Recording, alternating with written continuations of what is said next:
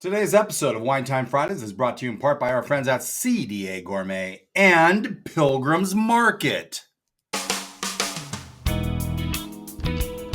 It's been a long week, right? Are you ready to wind down? Why not? It's time for the Wine Time Fridays podcast with Shelley and Phil. Neither are sommeliers, but both have a deep passion for life, each other, and of course, delicious wine. And now, here to talk about this week over a glass of wine is Shelley and Phil.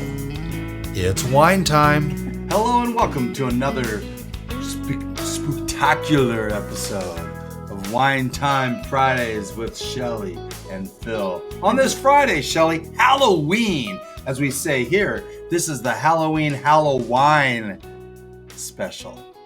It's you didn't like that? It's cute. Episode 289, October 31. Happy Friday. I was going to say Anne Lucy, but you didn't give me a chance. Well, I was doing the intro. And Lucy, who's bugging my arm. Happy Friday. Happy Halloween. It's wine time. It's wine time. Oh, my goodness. What a week.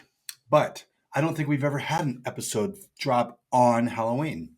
So I am dressed up as a warlock. In Cape Alone. Semi. In Cape Alone, having just come back from a Rotary Club meeting. Shelley, let's open some wine up. Okay, let's do it. Okay, some we're gonna Halloween-themed wine. Yeah, this is the 2022 The Velvet Devil from Charles Smith Wines. There's that pop. Kind of pop. You said there's something interesting about this. Yeah. How this came about. Yeah, so I'll pull that up in my notes. But let's do a proper Wine Time Fridays toast. Okay, good. To health, wealth, and abundance, gratitude, romance, And pitchforks, and peace on earth. That kind of looks like a Mariner Trident, doesn't it? Oh, yeah, it does.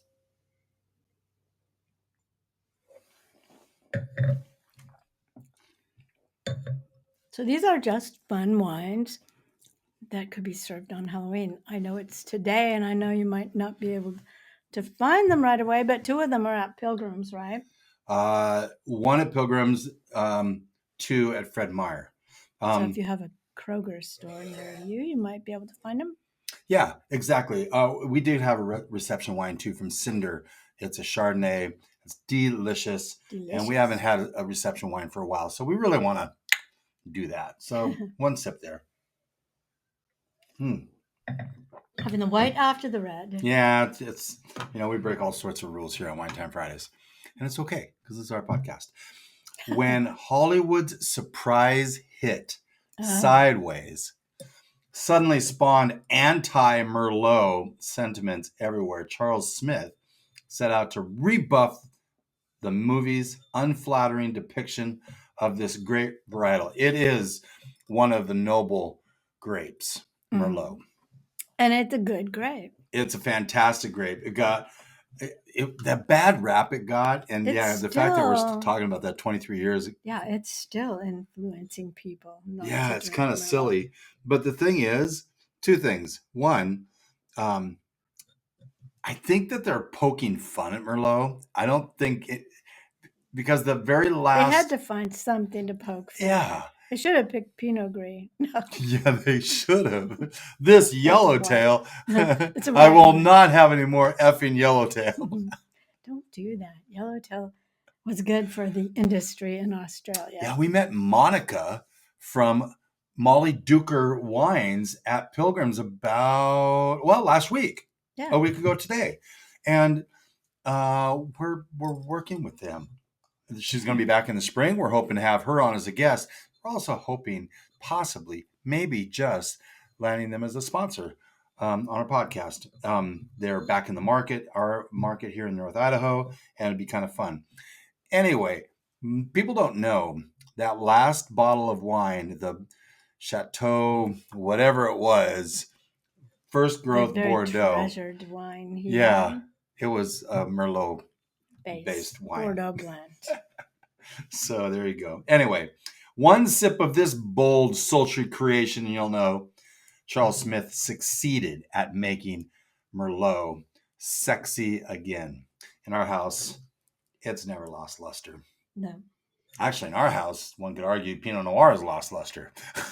that's true. A little bit. Only because I said that. What do you get on this? Merlot.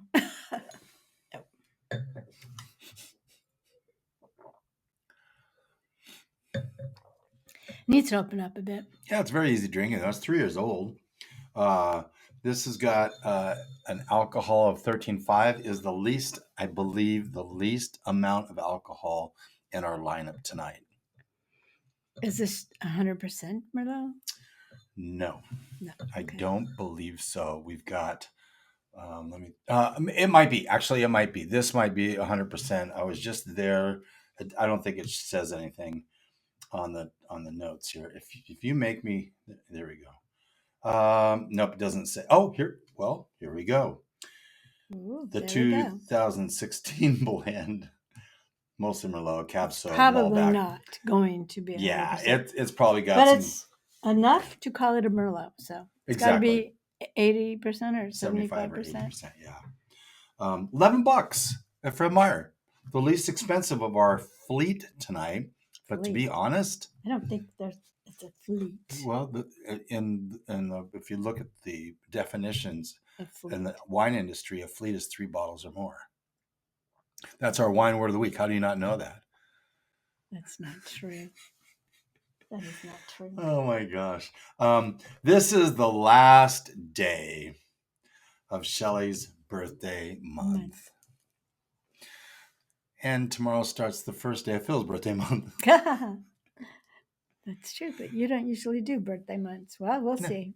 We did have one time where we went for pizza. That was fun. Like 5 or 6 pizza places. It was pretty cool. That was a lot of fun. Gained 15 pounds that month.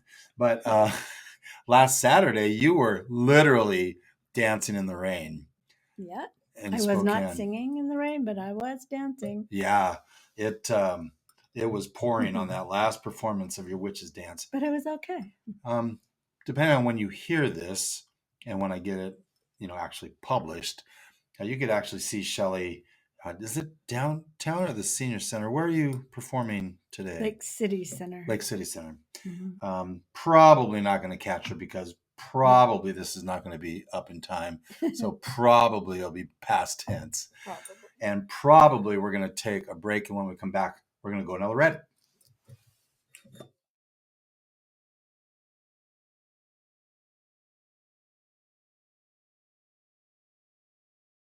Mm-hmm. Welcome back to Wine Time Fridays, episode 289 on Halloween. This is actually a Halloween sweater. You could hardly tell, though. And it's very old. Old. Back when they used to do all those big sweaters in the 90s. Oh, yeah. Still have my Rotary Club. Yeah, you do. Just in case I forget your name, I just look over and see your badge. Yeah, who is that sitting next to me? Oh, I wouldn't do that so close to your pink shirt. Yeah. This is a 2021 Time Waits for No One Monastrell. Now, we had a Monastrell not too long ago, did we? True. And it has a cool label. It does. Monastrell comes from what grape? We just ended? Here. Did I spill? We might need this down the road. Mourvedre. Skulls. This is fun. Time waits for no one. What would pair? So I've got some food pairings down for this one. We should probably toast it up real quick, but it smells good. Flashy. We just had a Mourvedre the other night. Nice. Yeah, I actually think these are going to be pretty fun wines. This is $17 at Pilgrim's Market. Hashtag cheersing. Cheersing.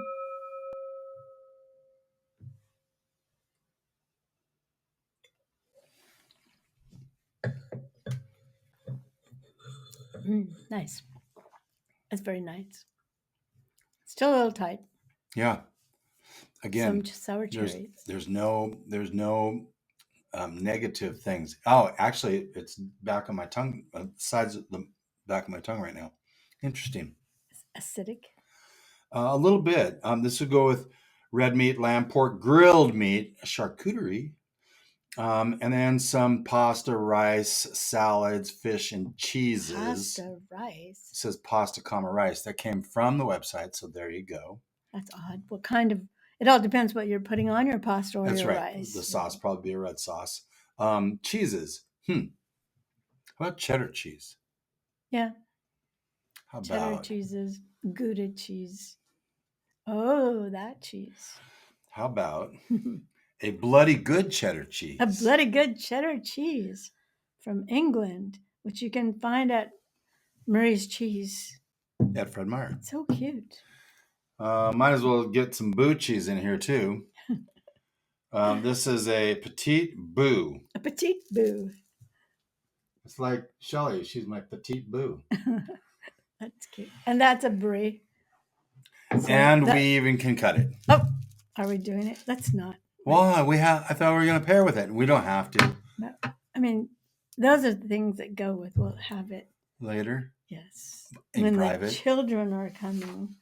What? Trick or treating. When the children are coming trick or treating. That's in a few minutes. We got to get going. So, yeah. Let's see. I'm at a loss for words, Shelley. Let's talk about how many children are coming because. Oh yeah. We have a bet with my sister. Every year.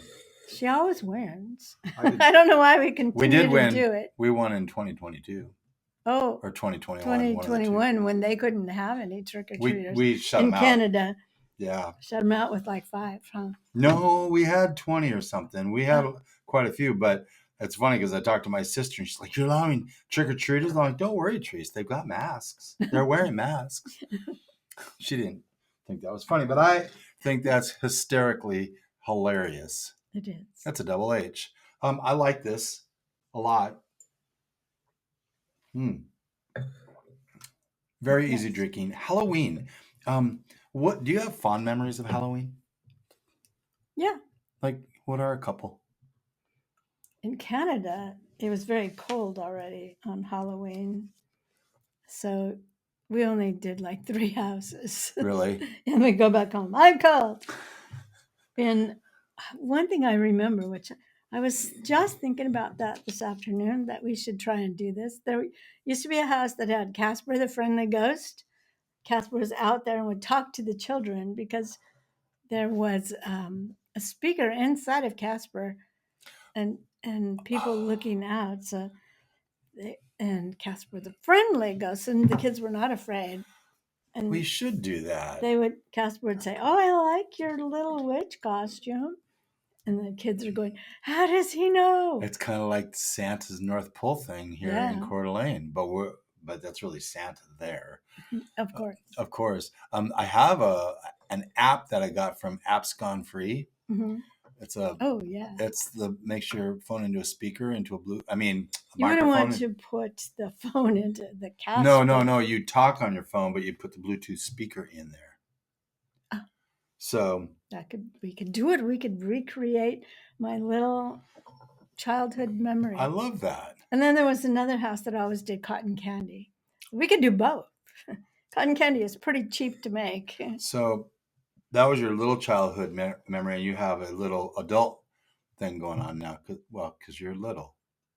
A little adult thing? Yeah, well, you're little. Oh, okay. And then, of course, when we took our kids out Halloweening, we had a fun neighborhood. There was actually a couple who would take their wagon and they had hot cider and wine for everyone as they went along. I still think we should offer up wine for adults. Yeah, we could do all 3 of those things. I remember. The only thing in our neighborhood, we don't have sidewalks, so it's kind of sad. Lisa Kennedy, she has an amazing Halloween display every year in her Is it better than area ours this year? down by down in the Sacramento, California area. It's amazing. Did you ever have down in Yorba Linda kids come into your house? Yeah. We never did. You guys left. Yeah, we did. You went to your grandmother's. Yeah, and we went around her neighborhood. It was a nice tradition, but I kind of felt bad not being able to give. Now we give candy out. Yes, Jill and Gerald beat us most every year. We'll see what happened this year. Yeah, they're probably going to be the same. With all the trick-or-trunks nowadays, yeah, I don't think the children go out much anymore, especially in the darker neighborhoods like ours. No sidewalks and a lot of trees. Yeah, well, we'll see. I'll go stand in the middle of the road and see if I can. Okay. I do that at your practice all the time, and people try to hit me or go around me. I don't know. When we come back, we're going to have one last ghoulish, spooktacular wine.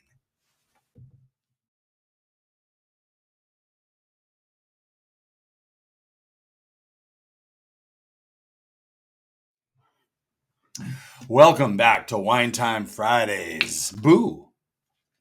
On Halloween 2025, episode 289. So this is also the last day. Ooh, so Pennsylvania and Transylvania are two completely different places, but it sounds similar. This is the last day of Pennsylvania, Texas, and Virginia Wine Month. Huh, go figure that. Okay, I'm close to my pink shirt again. This is Freakshow. One of our very favorite producers, David, what is it? Michael David Winery. We have a problem. Okay, we have a problem. Boy, we have a big problem. Okay. We're going to share this last glass. Well, we could do that, but then we can't cheers it. So what we don't recommend, I guess I could tell you, or I could just show you and let you hear, but don't gulp your wine. Shelly, hit it. I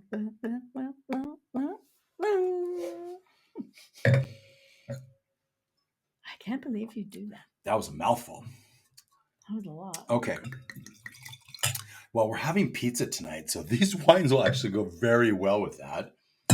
Pizza from Mackenzie River Pizza on Highway at 95 here. I guess it's in Hayden. There we are. This is a 2021. Look at the label on this. It's so cool. Freakshow. Yeah. Zinfandel. I don't think we've had this, but we may. Normally they make a petite, which we really like. This is also $17.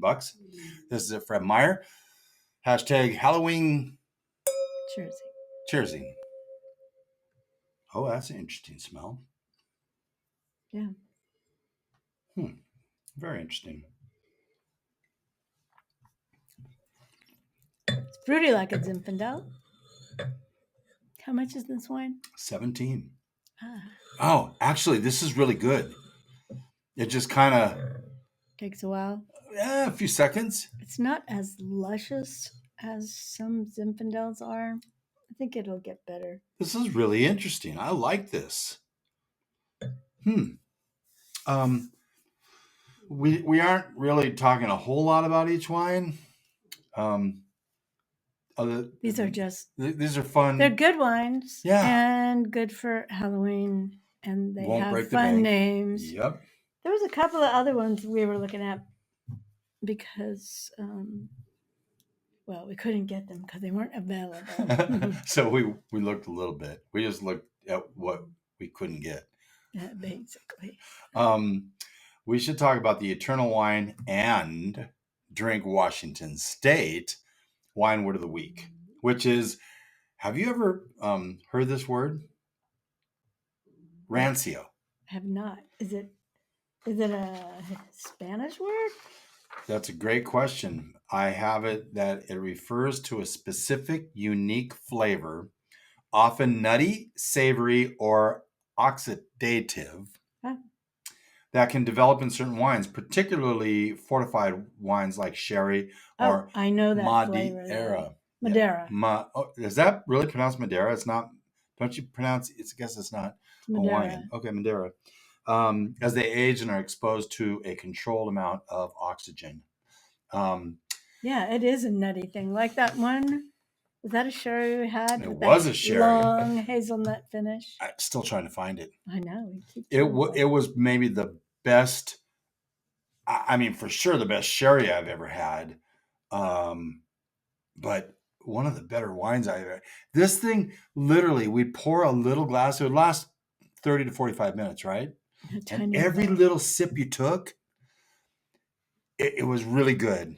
And then it went away. And then It came. 45 seconds to a minute later, bang! It was delish. I can't believe we lost the bottle or something. I wish we'd have taken pictures. Now I'm depressed. I'm sorry. I think that was back when we didn't have phones to take pictures. That I mean, that was been. that long ago. It was back in I'm the pretty 60s. sure it was. No, not that.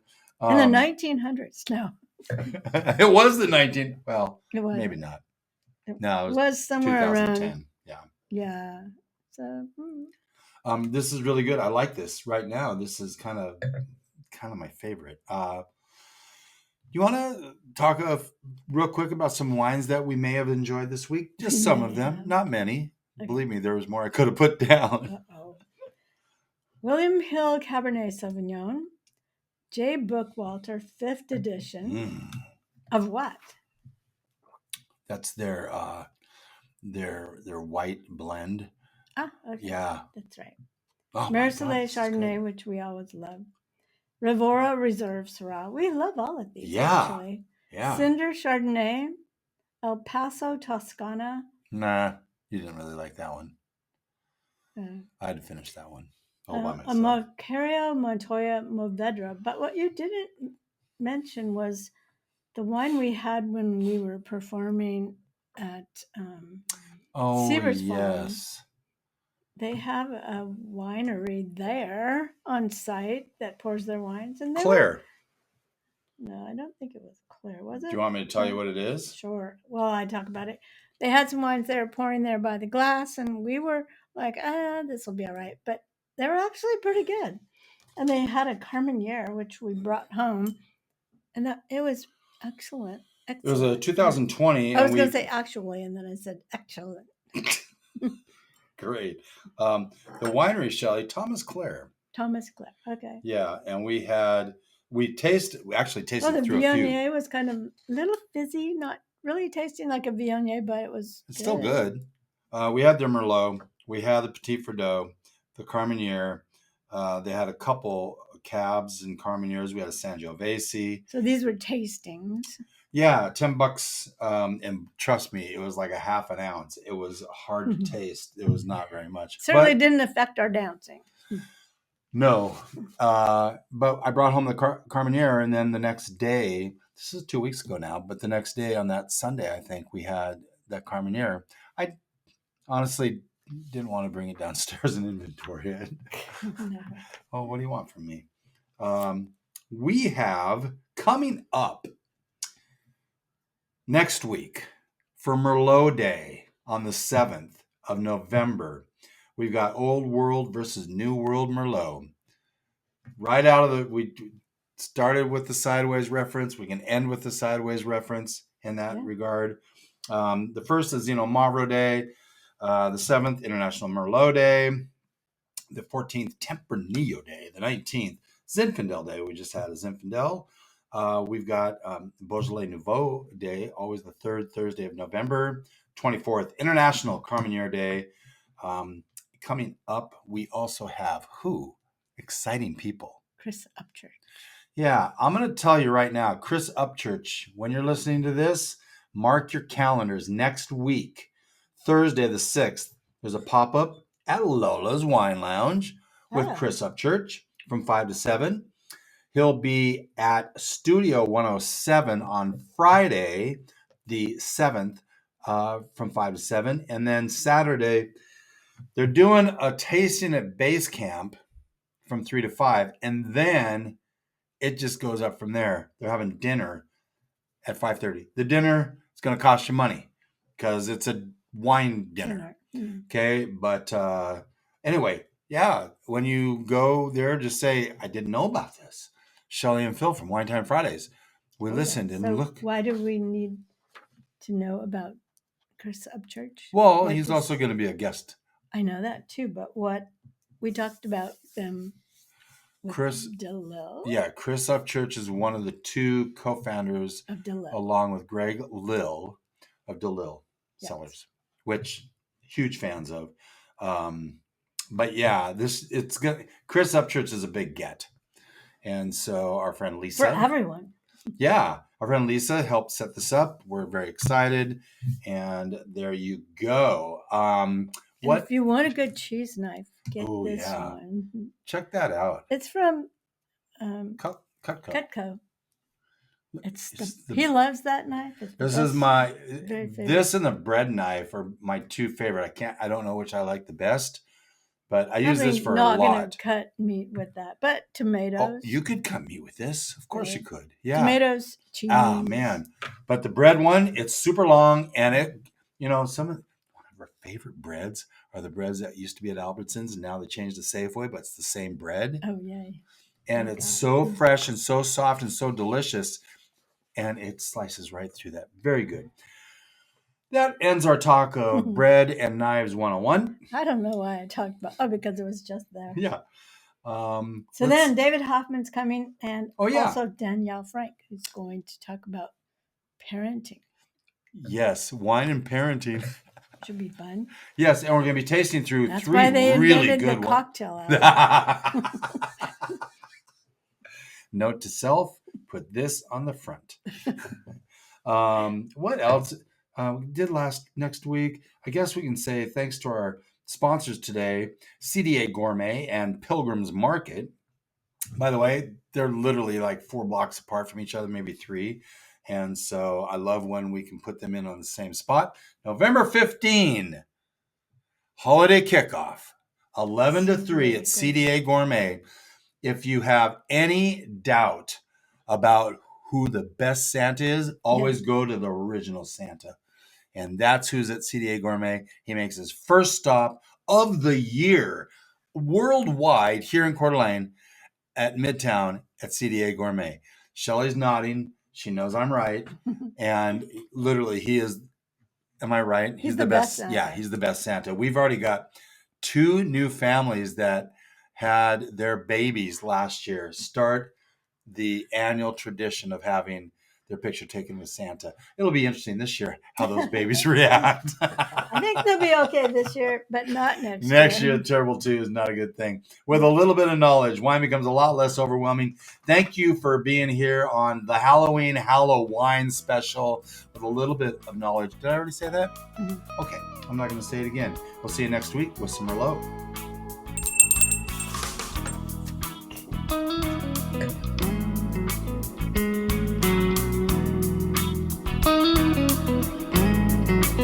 Thank you for spending part of your day to wind down with Shelley and Phil.